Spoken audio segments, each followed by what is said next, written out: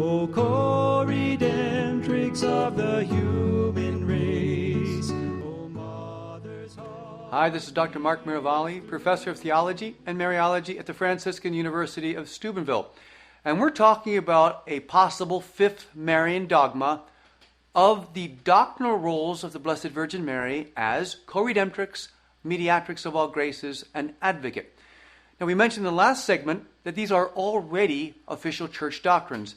And we're talking about reasons why a dogma would be fruitful for the church. We ended by speaking a little bit about John Paul II, how profoundly in truth and love and example and holiness and Marian consecration, from encyclicals to his papal motto of Totus Tuus, he has prepared the stage, prepared the foundation for a solemn papal definition of these roles. But I'm very happy to report that his glorious successor, Pope Benedict XVI, is continuing this Marian focus. Pope Benedict XVI has recently, as recent as May 2007, spoken beautifully about Our Lady's role as mediatrix, and previously has spoken about Marian co-redemption. And I want to just summarize the Holy Father's statements.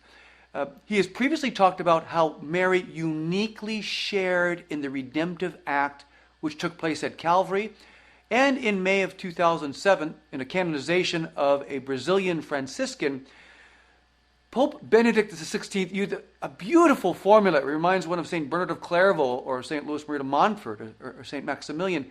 He said, there is no fruit of redemption that does not come to us except through the necessary instrumentality of Our Lady's mediation. That, my friends, is mediatrix of all grace. That means that God will not bring graces to us except through Mary. It's necessary because God willed it to be so. Not necessary because he had to do it this way. So this Holy Father is continuing this foundation. So why a Marian dogma? Because it perfects the doctrine. Because it gives a doctrinal and a dogmatic foundation for our devotions of Marian consecration, of the Rosary. We live as if she's the co-redemptrix, mediatrix, and advocate in our hearts. So that should be proclaimed as well. But I want to bring up both the reason and what is sometimes considered the major objection to a solemn definition. And that is the objection of ecumenism. In other words, the objection would run that a Marian dogma of co-redemptrix, mediatrix, and advocate would violate the Church's mission of ecumenism. And I want to quote at the offset of this a letter we got from the late Cardinal O'Connor of New York. And in essence, his letter to John Paul II, encouraging this definition, said the following.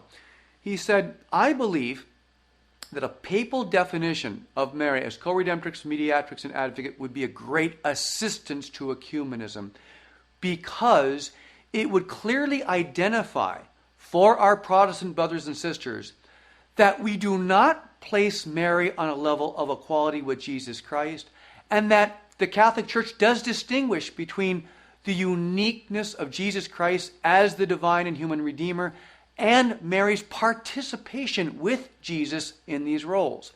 And I couldn't agree with Cardinal O'Connor more, in the sense that here you would have the Church exercising its highest teaching authority with the greatest biblical and theological clarity, in a way that no one could ever say after this point, well, the Catholic Church thinks Mary is a fourth person of the Trinity. The Catholic Church thinks Mary is a goddess. In this definition, on the highest level, you would have the Vicar of Christ on earth saying, we believe that Mary uniquely participated with Jesus in the work of redemption. We believe that Mary dispenses the graces of redemption. We believe that Mary is the principal intercessor for humanity. That's what we believe as the Catholic Church.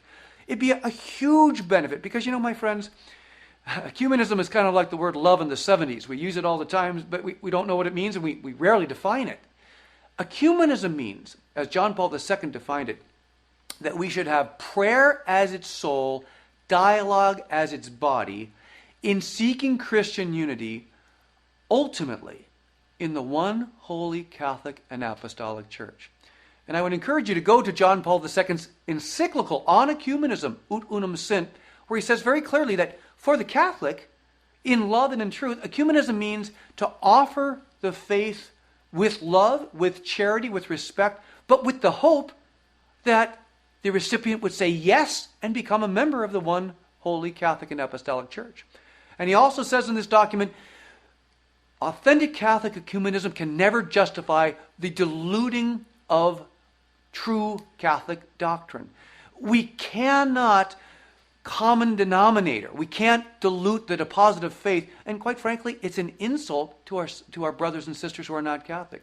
What we're essentially saying is, you can't handle the fullness, so I'll water this down to the extent that I think you can handle it. That's not love, and it's not truth, and it's not what Jesus wants. It's not what our Lady wants.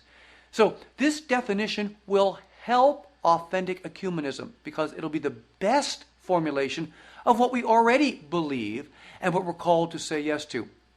And let me also mention, what about honoring the Mother, showing a little gratitude for all that she's done for you and for me? This is the spiritual mother of all humanity. She's been interceding. She has been suffering. She's been nourishing. She suffers as we suffer in the midst of the difficulties of our age in some mystical, mysterious way. What about acknowledging her so that she can fully intercede on our behalf? Because, my friends, remember this. Her titles are her functions. They're not honorary. They're action steps.